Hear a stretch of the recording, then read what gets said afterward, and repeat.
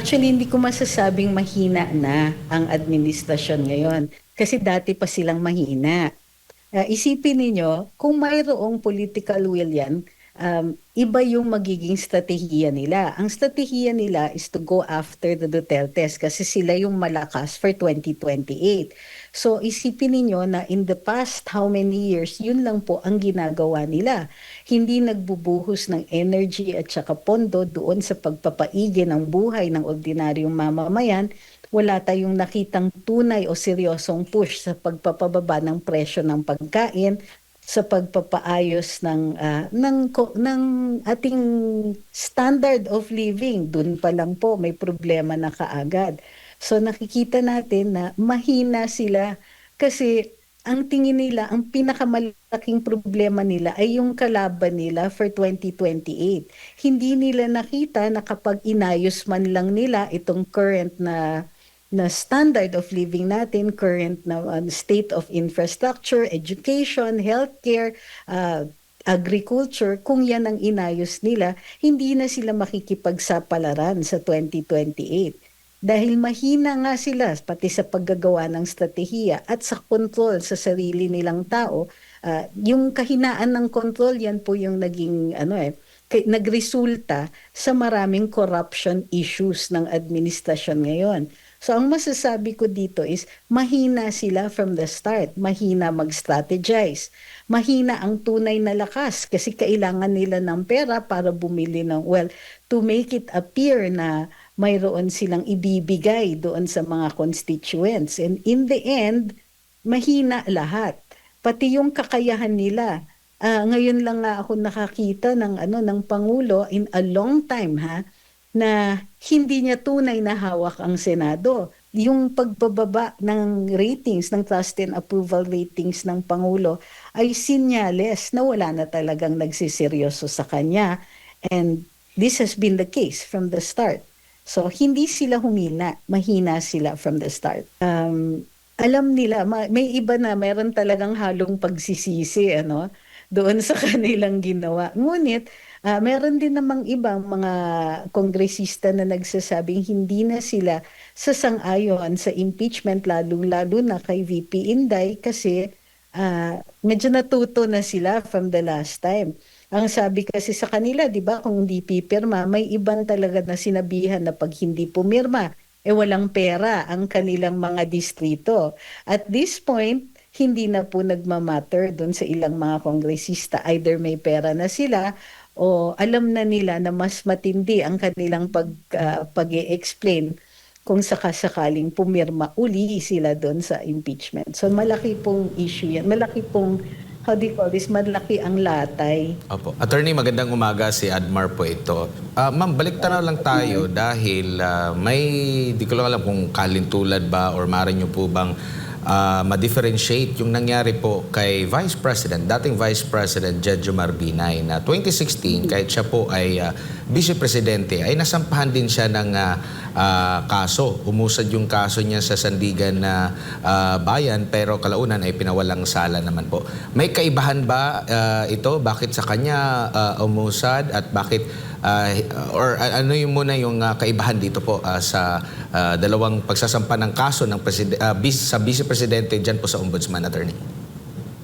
Well, dun kung hindi ako nagkakamali, si Vice President, mayroong kaso sa Ombudsman pero hindi nakagawa or hindi ginawa ng findings until after na siya Vice President. Pero i-correct niyo ako kung mali Yun ang nakikita ko lang na difference kasi maaaring imbestigahan kahit impeachable officer. Hindi lang pwedeng umusad yung kaso. So kunwari, nagkokolekta ng ebidensya ang mga law enforcers against an impeachable official, hindi naman po illegal yan. Ang ma-frustrate lang sila pag isinumiti na sila para ilitigate yung kanilang nakuhang ebidensya, hindi po yan isusulong.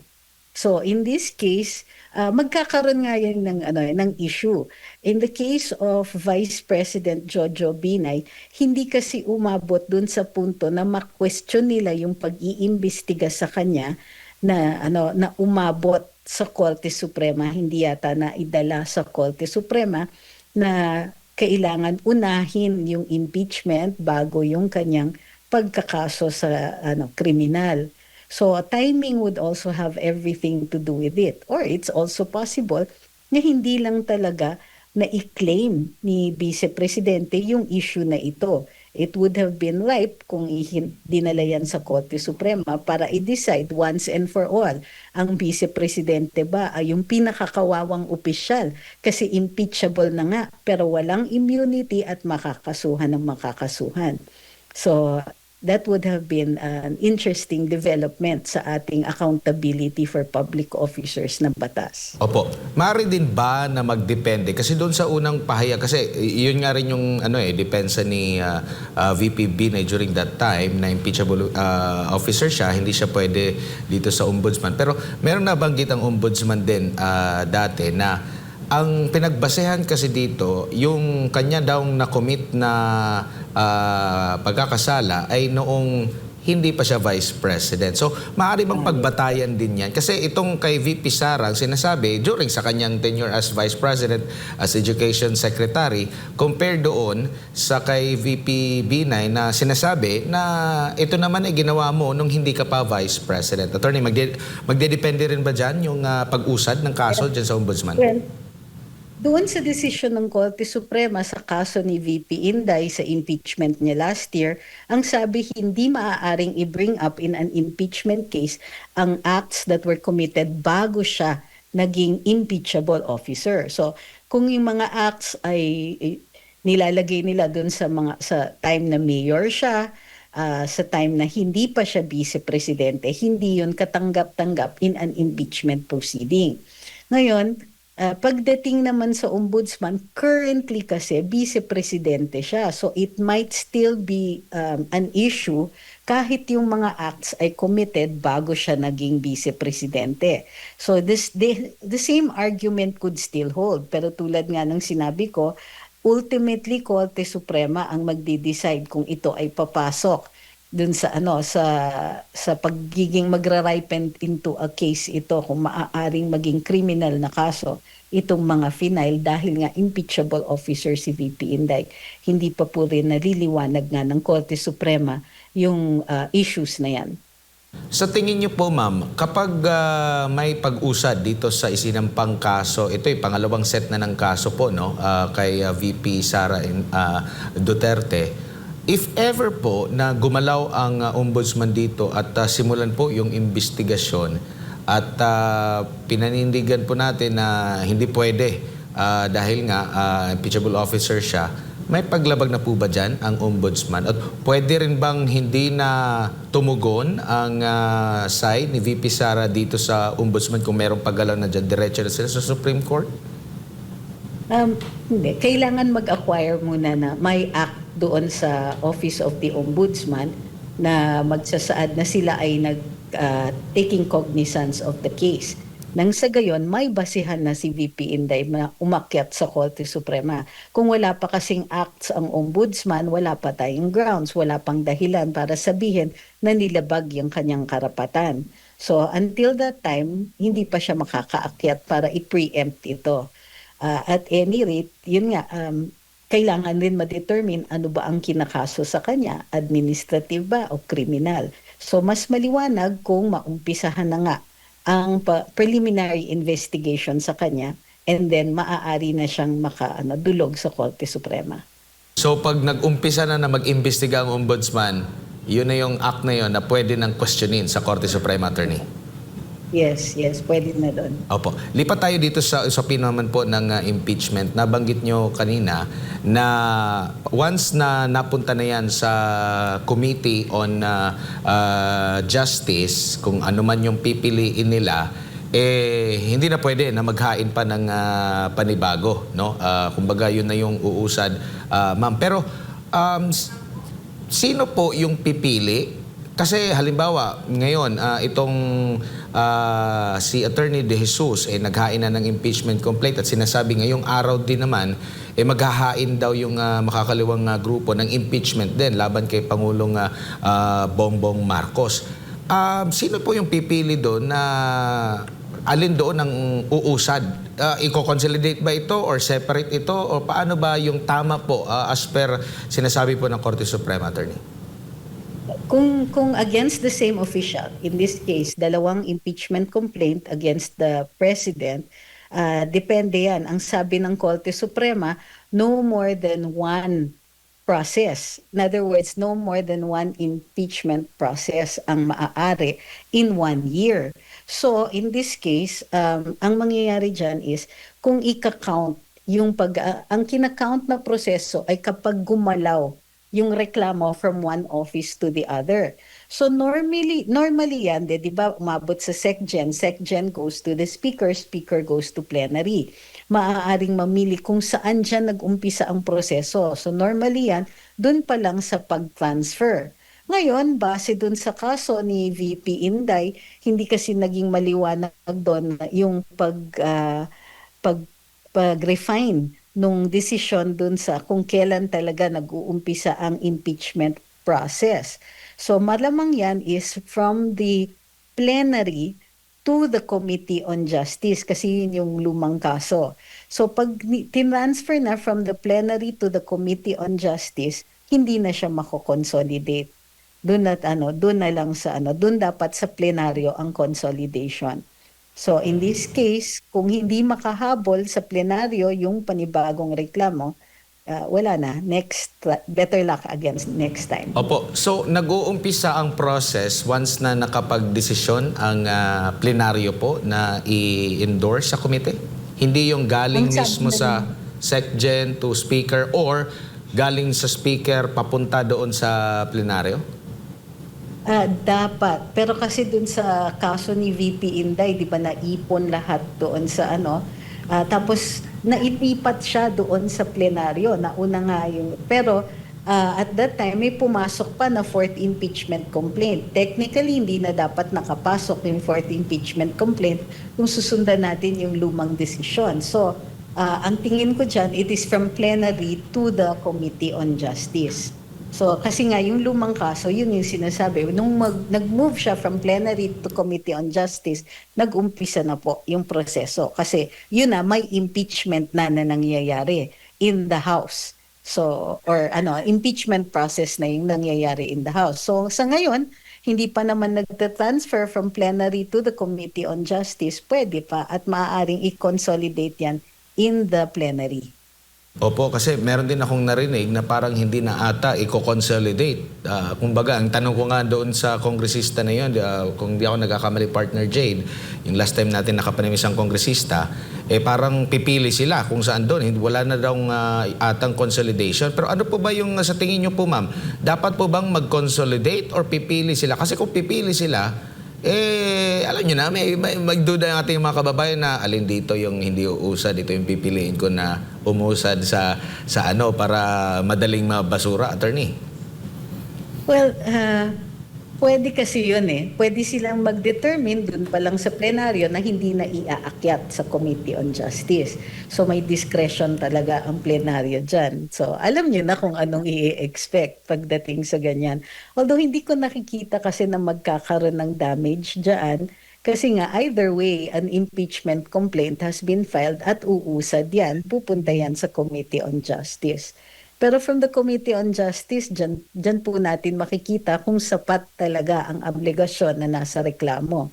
So sa plenaryo, ang determination lang dyan is kung pwede pang tumuloy yan sa Committee on Justice, kung sufficient siya, kung seryoso siya enough for them to consider na, sige, umpisahan natin ang proseso nito. Opo, pero bilang bihasa rin sa komunikasyon na attorney, anong nakikita nyo po? Kasi hindi po ba napag-uusapan before pa yung paghahain muli ng impeachment dito kay Vice President Sara Duterte, pero biglang nagbago. Parang dito na ngayon nabubuksan sa presidente. Tapos sa side ng Vice Presidente, maraming mga nagsasabi na baka hindi umusad, abala na ang Kongreso ngayon, walang enough na possible. Bakit ganun po ang nangyari? Or baka ano ba ito? Mayroon bang pagmamaniobra, mayroon bang pinaplano na at the end itrap yung isa sa kanila, attorney? Ako ang tingin ko, walang plano. At kahit yung mga kongresista, wala tayong nakikita na organized response maliban lang dun sa statement ng NUP na sinasabi nila wala silang papanigan at hindi sila mag-i-endorso whether yung reklamo ay sa Pangulo o sa Vice Presidente.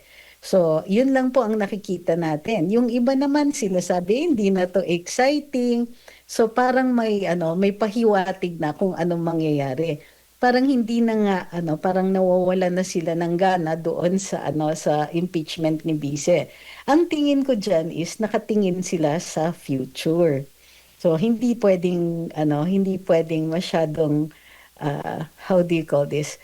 Umariba doon sa ating Vice Presidente, lalong-lalo na kalalabas pa lang ng mga surveys at nakikita na way ahead ang ating Vice Presidente. Ang Pangulo naman ay lame duck. So, hindi ibig sabihin nun na kailangan pa siyang i-impeach. Kumbaga, since it's late in his term, 2 years to go, would it be worth it pa ba na mag-file ng impeachment sa kanya? Yun ang malamang iniisip ng ating mga kongresista. Kung kaya't ang tingin ko dyan ay parehong hindi yan uusad. Posibleng magkaroon ng isang damakmak na hearings sa Committee on Justice to determine form and substance, pero yan po ay magagamit bilang plataforma para sa publicity for 2028. Yun ang nakikita kong value sa paghain ng ganitong klaseng reklamo. At a time na wala na tayong naririnig ng mga kongresista na, in fact, wala tayong naririnig na nagsasabing dapat i-impeach si either President or Vice President. Wala pong ganun na lumalabas sa Kongreso ngayon, sa House ngayon, unlike last year na maaga pa lang, hindi pa man nangyayari may mga speeches na, may mga pahiwatig tayo dun sa pag-usad ng reklamo. Opo, maliban po sa mga survey recently na umaari ba pa rin ang pangalawang Pangulo, kumbaga consistent yun, noong 2025 elections tsaka yung campaign, maaari bang may epekto din? Kaya nandun na yung pagdadalawang isip din ng mga kongresista na hindi sila ganun ka-vocal. Kasi nakita natin during that time, grabe yung kanilang pagpapaliwanag sa kanilang mga constituents.